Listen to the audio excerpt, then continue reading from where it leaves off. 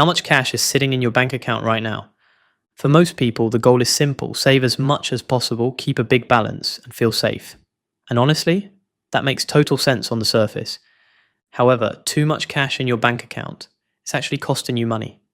Right now, billions of dollars are sitting in low interest savings accounts across the UK and the US, slowly losing value, while the people who own that money think they are being responsible.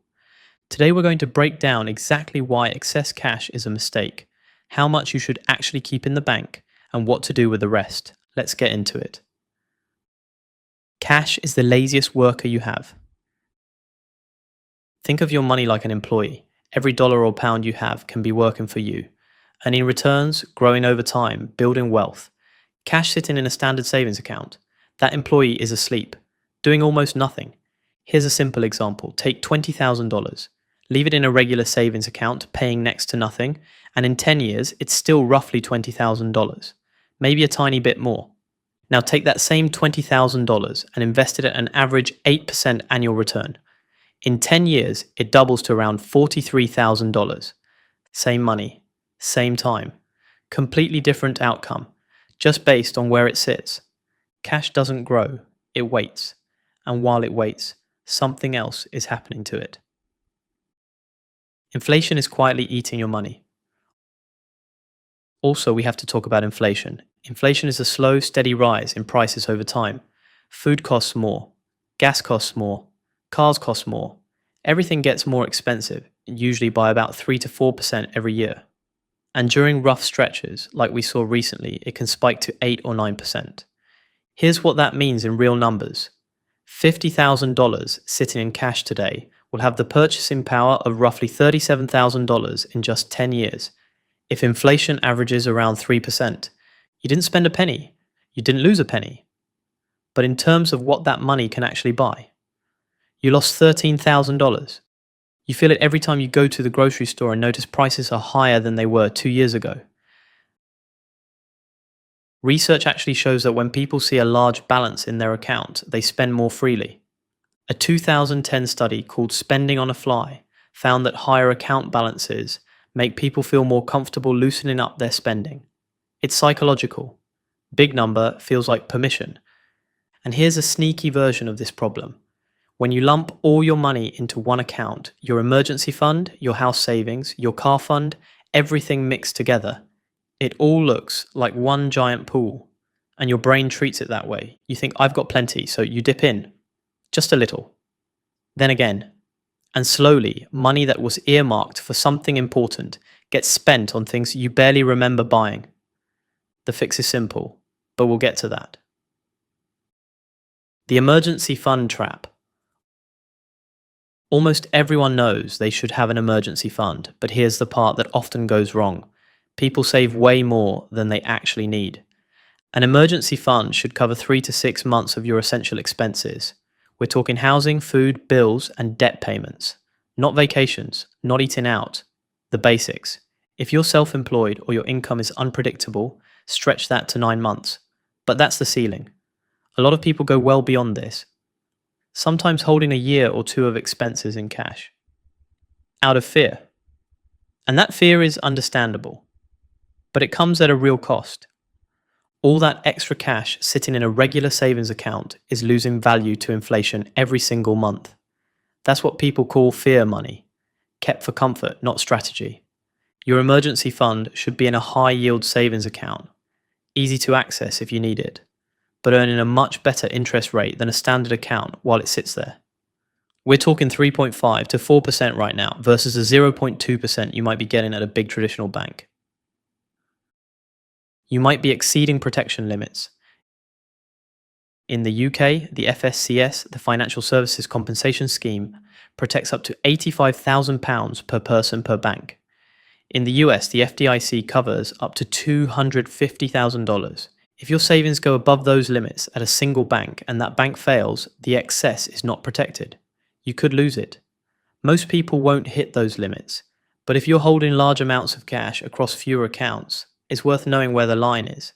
There's a concept called the Dunning-Kruger effect. It's the idea that people sometimes feel more confident about something than they should, based on limited information. A large cash balance can do this to your finances. You see a lot of zeros and think, I'm doing great. But cash balance is not the same as wealth. True financial health is measured by net worth, your assets minus your debts. Investments, property, retirement accounts, that's what actually builds over time. A big cash balance can give you a false sense of security that stops you from taking the steps that would actually move you forward. Large balances make you a target. One more risk people don't talk about enough. Large visible cash balances attract scammers, and these scams are sophisticated. Even smart, financially savvy people fall for them. There was a case where a man named Eric Bergman was scammed through a fake Mr. Beast crypto scheme, lost a significant amount of money to a convincing, well-designed fraud. The more money you're sitting on, especially in easy-to-access accounts, the more damage a scam can do. Keeping large sums in multiple appropriately managed accounts, rather than one easily accessible pile, is just smarter protection. What to do instead? 6 steps. Okay, so if excess cash is the problem, here's the solution. 6 steps. Step 1. Calculate your actual emergency fund. First, figure out what your essential monthly expenses actually are. Write it down. Housing, rent or mortgage, food, groceries, not restaurants, bills, electricity, water, phone, internet, debt payments, minimum payments on anything you owe. Add all of that up. That monthly total is your baseline. Now multiply it by 3 if your job is stable.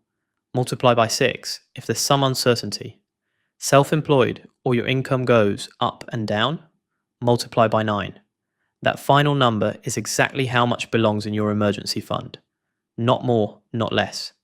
Keep it in a high-yield savings account where it earns real interest but is still easy to access if something goes wrong. Step 2. Save for short-term goals in safe accounts. Now think about what you're saving for in the next 5 years or less. A down payment on a house, a new car, a wedding, a vacation. Whatever it is, that money should stay out of the stock market. The market can drop at any time, and if you need the money in 2 years, you can't afford to wait for it to recover. Keep short-term goal money in a high-yield savings account. It's safe, it doesn't lose value overnight, and it's still earning around 3.5 to 4% interest while it waits.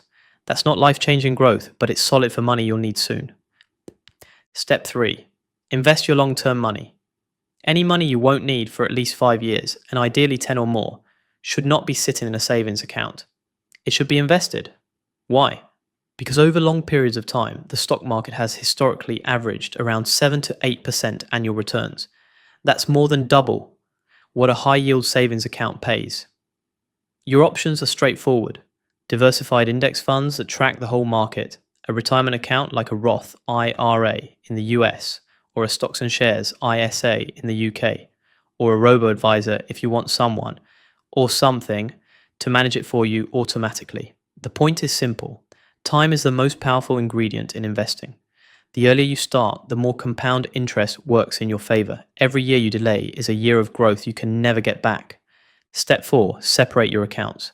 Don't mix everything together. Have one account for your emergency fund. Separate accounts for each savings goal. When money is separated, you spend it more intentionally. Step 5. Automate your transfers. Set it up so that on payday, money moves automatically to your savings, to your investments, before you even see it. When it's automatic, you don't have to rely on willpower. The decision is already made. Step 6. Review every 3 months. Your life changes, your income changes. Every 3 months, check your accounts, adjust your contribution amounts, and move any excess cash that's piled up into the right place. 3 months is often enough time to course correct before bad habits take root. In conclusion, holding too much cash isn't safe. It's a slow leak. Inflation is draining it. Temptation is spending it. False confidence is distracting you. And if the balance is big enough, scammers are watching it. The right approach is simple. Emergency fund in a high-yield account. Short-term savings in safe accounts. Long-term money invested. Your money should work as hard as you do. Every dollar that's just sitting there, doing nothing, is a missed opportunity. Be intentional. Set it up. Automate it. And check in every few months to make sure it's still on track. That's how you build real security, not a big number on a screen, but a system that's actually growing your wealth. If this video helped you see your savings differently, hit like and subscribe. More content like this is coming every week. See you next time.